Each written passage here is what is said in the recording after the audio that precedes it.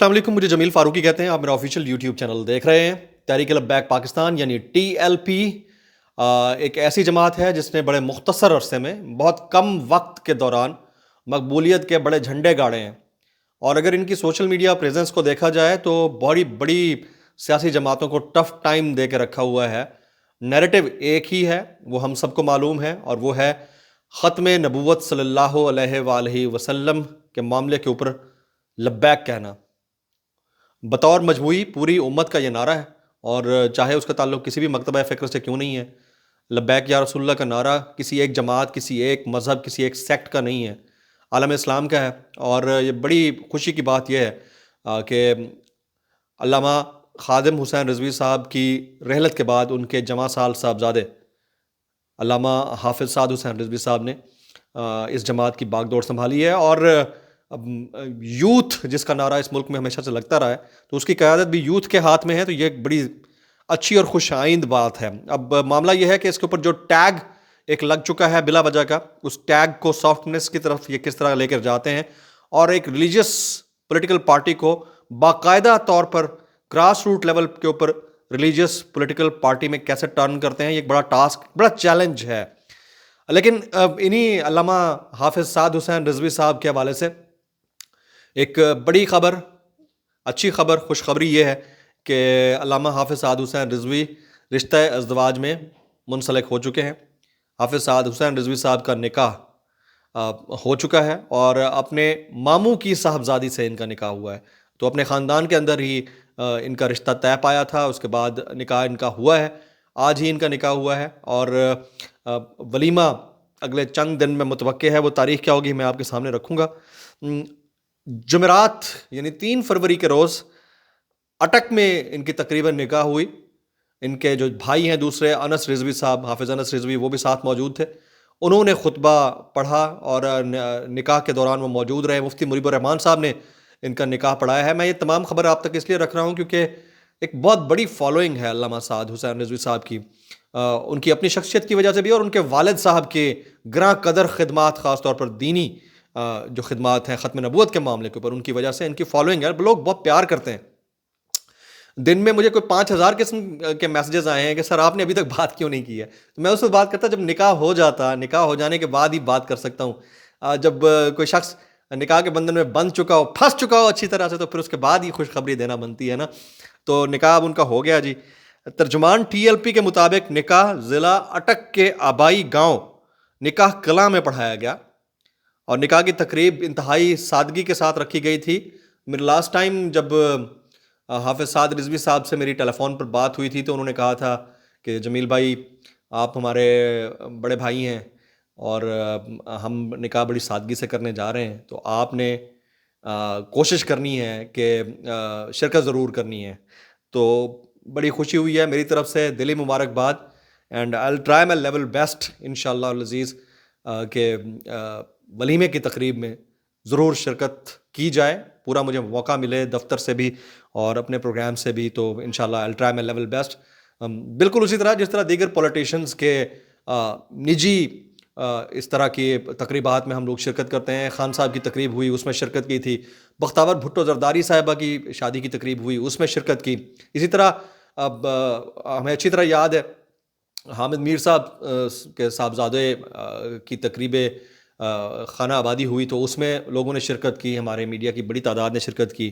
اور جنرل باجوہ صاحب کے صاحبزادے کی جب شادی ہوئی تو اس میں میڈیا کی بڑی فریٹرنیٹی نے شرکت کی. تو بالکل اسی طرح سے اس کو بغیر کسی پولیٹیکل بائز کے لینز کے آپ کو یہ ریلائز کرنا ہوگا کہ ایک بڑی شخصیت ہیں، تو اگر انویٹیشن آتا ہے، دعوت نامہ آتا ہے، تو یہ آپ کی ثواب دید ہوتی ہے کہ آپ اس کو کس طرح لیتے ہیں اور کتنا ہول ہارٹیڈلی اس سارے ایونٹ کے اندر پارٹیسپیٹ کرتے ہیں. تو میری کوشش ہوگی کہ آئی ول ڈیفینیٹلی جوائن. سعد رضوی صاحب کا نکاح مفتی منیب الرحمان صاحب نے پڑھایا. اچھا جی، آج کل بڑا ایک ٹرینڈ ہے ہمارے ہاں حق مہر کی ایک موٹی رقم رکھنے کا. یہ بھی ٹرینڈ ہے کہ لڑکی کی طرف سے ایک بڑا جہیز آنا چاہیے. تو یہ جو ہماری بڑی شخصیات ہوتی ہیں جن کی بڑی بڑی فالوئنگ ہوتی ہے، ان کی جو تقریبیں خانہ آبادی ہوتی ہے، شادی کی جو تقریبات ہوتی ہیں، وہ بڑی سمبولک ہوتی ہیں، لوگ فالو کرتے ہیں اس کو. تو اس میں جو حق مہر کی رقم رکھی گئی ہے، آپ کو یہ سن کر حیرانی نہیں ہونی چاہیے، کیونکہ وہ بڑی سادہ سی شخصیت ہیں. حافظ سعد صاحب بھی، ان کے والد صاحب بہت بہت سادہ اور نفیس طبیعت کے مالک تھے. 11,000 روپے حق مہر کی رقم رکھی گئی ہے، سکہ رائج الوقت. تو کیا ہی بات ہے، مطلب this is certainly a footprint to follow سب کے لیے، کہ اس دور میں جب لوگ 50 لاکھ روپے حق مہر رقم لکھوا دیتے ہیں اور لڑکی سے کروڑوں روپے کا جہیز مانگا جاتا ہے، تو اس دور کے اندر اگر ایک سمبولک ریپرزنٹیشن ہو رہی ہے دین اسلام کی، اور عملاً بلکہ پریکٹیکل ریپرزنٹیشن ہو رہی ہے، تو اس کو اپریشیٹ کرنا چاہیے. کوئی جہیز نہیں لیا جا رہا. جو میری اطلاعات ہیں، جو مجھ تک انفارمیشن پہنچی ہے، اس کے مطابق ہماری بھابھی سے کسی قسم کا کوئی جہیز نہیں لیا جا رہا. جس طرح ریحام خان صاحبہ ہماری بھابھی تھیں، بشرا بی بی ہماری بھابھی ہیں، اسی طرح یہ بھی ہماری بھابھی ہوں گی. تو آپ دیکھیے کہ ان سے کسی قسم کا کوئی جہیز کا تقاضا نہیں کیا گیا اور نہ ہی لیا جا رہا ہے. تو بڑی اچھی بات ہے. ترجمان تحریک لبیک کا مزید کہنا تھا کہ سعد رضوی صاحب کا نکاح ماموں کی صاحبزادی سے کیا گیا، جن کا تعلق اٹک کے علاقے نکاح کلاں سے ہے.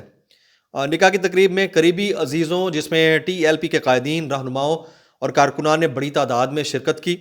اس موقع پر حافظ عبدالستار سعیدی، پیر سید ظہیر الحسن شاہ، پیر عنایت الحق شاہ بھی موجود تھے، اور قائدین کی جانب سے بڑی نیک تمناؤں اور نیک خواہشات کا اظہار کیا گیا. نکاح کے موقع پر ٹی ایل پی کے نوجوان سربراہ حافظ سعد حسین رضوی نے نکاح کی تقریب میں سفید رنگ کا سوٹ اور کوٹ پہنا ہوا تھا. تصویر بڑی وائرل ہوئی ہے، وہ آپ نے یقیناً دیکھی ہوگی. ان کے جس کے ساتھ سر پر براؤن یعنی کتھئی رنگ کا امامہ تھا. نکاح کا خطبہ صاحبزادہ حافظ انس حسین رضوی کی جانب سے دیا گیا. انس حسین رضوی تحریک لبیک پاکستان کے امیر حافظ سعد رضوی صاحب کے چھوٹے بھائی ہیں. اب یہاں پر سوال یہ پیدا ہوتا ہے کہ نکاح کی تقریب تو ہو گئی، یہ وہ جو رخصتی والے ششکے ہوتے ہیں وہ ادھر ہوں گے یا نہیں ہوں گے؟ تو میں آپ کو یہ بتا دوں کہ دین اسلام میں رخصتی کا کانسیپٹ یہی ہے کہ نکاح ہو گیا تو آپ کی شادی ہو گئی. تو ہمارے ہاں یہ جو بدعتوں میں پڑا گیا ہے، یا ہم نے ایک غیر اسلامی کلچر کو فالو کر رکھا ہے کہ نکاح پہلے منگنی ہوگی، پھر مایوں ہوگی، پھر نکاح ہوگا، پھر رخصتی کی اگلی تقریب ہوگی، اور پھر ولیمہ ہوگا. تو ولیمہ تو چلے سنت ہے، دعوت دینا سنت ہے، لیکن یہ جو 5-6 فنکشنز ہوتے ہیں، اس میں جو والدین مقروض ہوتے ہیں لڑکی کے، وہ ایک انتہائی افسوسناک عمل ہوتا ہے. اس کلچر سے ہمیں چھٹکارا حاصل کرنا چاہیے. تو یہی نکاح تھا اور یہی شادی تھی. اب ایک دعوت رکھی گئی ہے جسے دعوت ولیمہ کہا جاتا ہے، جو کہ سنت نبوی صلی اللہ علیہ وآلہ وسلم ہے. اس کے مطابق ایک دعوت عام دی گئی ہے سبززار گراؤنڈ میں تمام تحریک لبیک کارکنان کو، میڈیا کی بڑی بڑی شخصیات کو اور مذہبی سیاسی شخصیات کو بلایا گیا ہے، اور دعوت عام دی گئی ہے کہ آپ لوگ وہاں آئیں اور اس خوشی کے موقع پر شرکت کریں. تو یہ ایک بڑا گڈ جیسچر ہے. جیسچر اس لحاظ سے بھی کہ آپ نے ایک تو نفی کی پاکستان کے اندر جہیز جیسے کلچر کی، آپ نے نفی کی پاکستان کے اندر حق مہر کی بڑی رقم رکھوانے کے کلچر کی، آپ نے نفی کی یہاں پر مایوں، مہندی، بارات، رخصتی اور پتہ نہیں ارلم پرلم قسم کی فضولیات کی. تو یہ ایک پازیٹیو جیسچر ہے، اٹس اے گڈ سائن. اب تحریک لبیک پاکستان کو جڑیں کیسے پکڑنی ہے؟